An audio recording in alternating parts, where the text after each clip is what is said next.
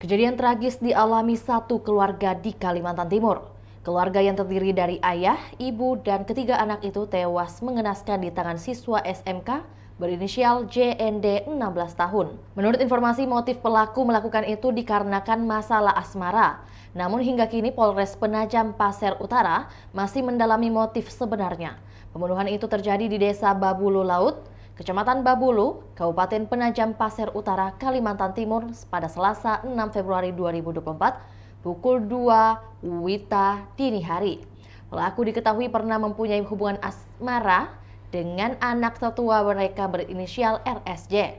Rumah mereka pun berdekatan. Informasi dari kepolisian menyebutkan pelaku mengaku sengaja mematikan listrik di rumah korban sebelum menjalankan aksinya. Ia kemudian masuk ke dalam rumah. Korban pertama yang ditemui adalah sang ayah. Pelaku langsung memukul korban dengan parang yang sudah ia bawa dari rumah. Kemudian ia masuk ke kamar yang di dalamnya ada ibu dan dua anaknya, masing-masing berumur 11 dan 3 tahun. Pelaku juga langsung menghabisi nyawa ketiga korban.